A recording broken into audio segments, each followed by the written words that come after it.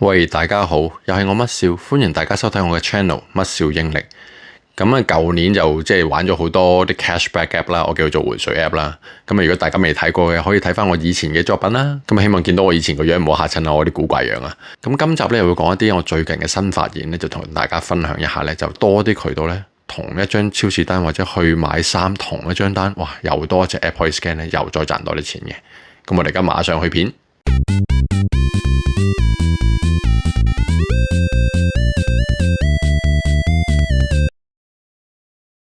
咁啊，一開始嘅 side track 講少少吹水嘢先啦。今年一進入2023咧，感覺上就係一個 AI 咧爆炸嘅元年啊！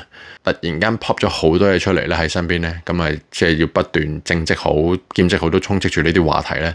其實就要不斷咁學啦。咁然之後學完之後點樣應用翻喺自己唔同嘅生意度啦？唔好講到自己一個集團大亨咁樣，咁但係有好多唔同嘅地方咧，發覺都用得到嘅。例如而家畫面所見我呢個咁樣嘅樣咧，其實都試下用啲 AI gen 出嚟咧，都幾得意。咁學完之後咧，其實我喺唔同嘅業務上面咧，亦都真係幫助到我嗰個 efficiency 咧，係提升咗好多。咁但係其實咧，整體嗰個出片咧都係越嚟越簡單咁，希望大家唔好介意。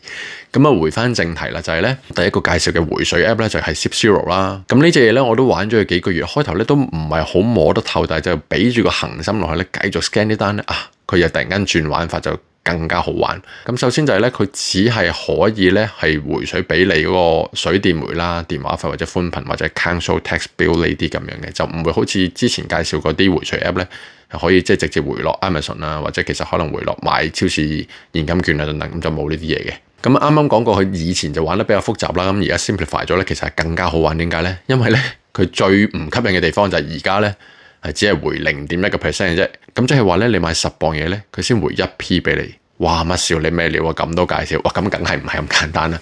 咁其實咧就有好多優惠嘅。咁而家咧就即係逐一講講。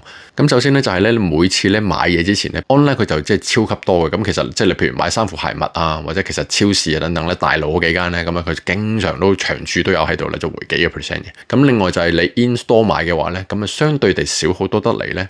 咁我間唔中啲超市即係 Iceland 啦，或者 Sainsbury's 啊、Tesco 呢啲咧，你 in store 買嗰張紙嘅單咧，佢 scan 咗都係會有3%咁樣，咁變成咧你要自己咧即係非常之醒地咧，你係要每次買嘢之前，你記得開隻 app 望一望嗰排有冇呢個優惠，咁有就當然即係正啦，咁樣夾好日子。咁啊然之後咧你要 activate 咗你嗰個優惠，咁然之後再 scan 你嗰張單咧，咁你如果譬如話你買50磅買餸喺 Sainsbury's，咁原本咧50磅只係會回5p 嘅啫，有咗3%優惠之後咧，佢會變咗回磅半俾你，咁成件事抵咗好多。咁佢就係呢種牽引力咧，就令到你每日咧去撳一撳，我今日買咗幾張單翻嚟揸住喺手咯喎。咁然之後就逐個睇下有冇呢一個名 search 下佢。咁啊，究竟我去 Primark 買咗啲平衫翻嚟，今日有冇 Primark 嘅優惠咧？咁樣咁有啊撞中啦。咁其實買嘢我唔會睇住佢，因為佢有優惠之後我先走去買噶嘛。我買完翻嚟就睇下有冇優惠啦，掉翻轉咁樣做。咁所以就即係有少少，刷卡咁樣，哇有啊正，有5%咁樣，咁又抵翻啦咁樣。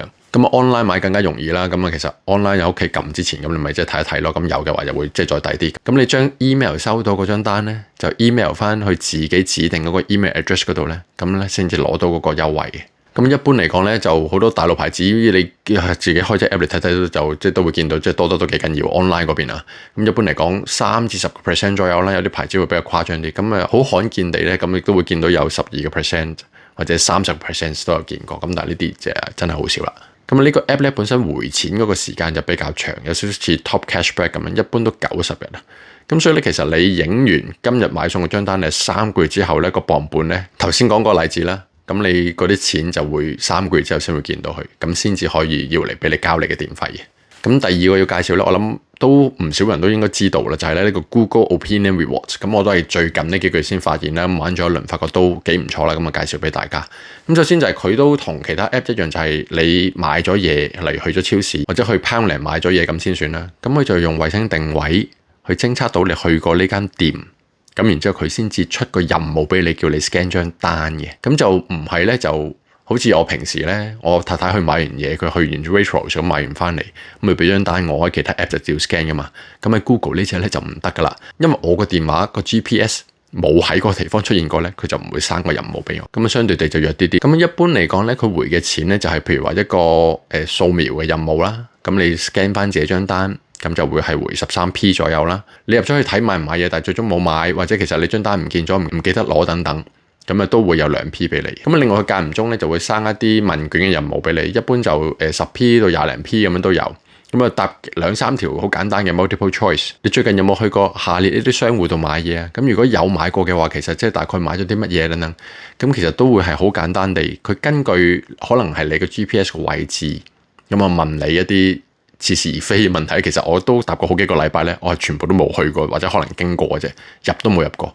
咁但係即係其實佢都會問，咁啊答到，咁啊又有幾多 P 咯。咁儲下咧，我自己個買嘢嗰個習慣，一般嚟講一個月有4磅幾。咁啊要嚟做咩咧？就淨係可以喺翻 Google Play Store 上面買嘢，就唔似其他啲回水 app 咧，係可以俾你換啲超市現金券啊，或者可能幫你交水電煤啦。頭先介紹過 Zip0，淨係使翻錢喺 Google Play Store，咁可以買書啦、買 app 等等。咁譬如即係小朋友喺買啲電子書咁非常好啦。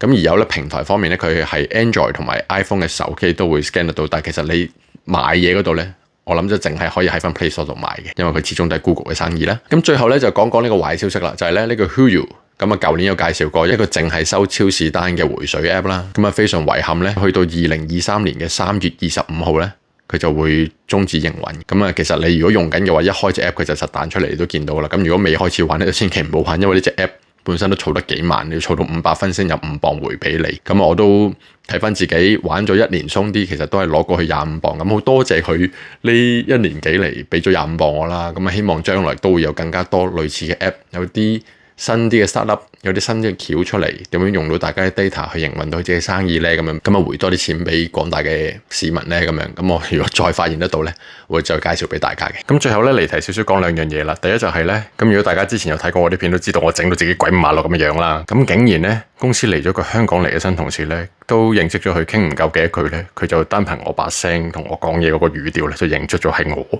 係呢個 channel 嘅。咁有啲驚喜啦，咁即係多謝佢支持啦。咁另一方面亦都覺得，哇，自己會唔會講咗啲好白痴嘅，即係俾人笑咧咁樣？咁其實自己好擔心。咁 anyway， 我都會繼續努力去做呢個 channel 嘅。咁第二樣嘢要講咧，就係上一集都介紹咗啲稅務嘅服務啦。咁我自己朋友啦，咁有啲觀眾都嚟揾我，然之後攞咗個聯絡方式啦。之後先發現原來我呢個朋友咧係唔識講中文。咁非常之唔好意思嘅呢樣嘢，就因為其實佢係我朋友得嚟咧，佢係本地人嚟嘅，咁就唔係話因為佢係我朋友，我識講廣東話，雖然之後佢都係一個香港過嚟嘅人，就唔係嘅。咁呢樣嘢咧就唔係一個特登嘅安排嚟嘅，都真係幾唔好意思。因為有啲觀眾咧都接觸咗呢個會計朋友之後咧，就翻轉頭問我，咦，原來佢唔識講中文。咁呢個我唔係我自己特登安排，我冇懷疑到呢樣嘢，咁啊真係超級唔好意思嘅。咁所以如果仲有需要去揾呢個會計服務嘅朋友咧，就記得啦。咁佢咧就本地人嚟嘅，就唔識講中文嘅。咁今集咧就講到嚟呢度啦。咁希望幫到大家咧喺生活上面啦。我諗買餸大家都見到加幅有幾勁啊。咁有好多壓力出咗嚟咧，希望可以即係舒緩一啲。咁如果即係大家發現咗啲咩好嘢咧，亦都歡迎咧喺下邊留言咧去同我討論咧，我都好中意收下風嘅。咁中意呢條片咧，記得俾個 like 啦。如果未 subscribe 咧，就記得 subscribe 啦。記得 share 同介紹你嘅朋友嚟睇我乜小英力咧。咁咧等佢哋咧都可以知道多啲優惠咧 subscribe 我咧，咁我更加開心咧，當係支持下我呢個小 channel 啦。咁我哋下次再見，拜拜。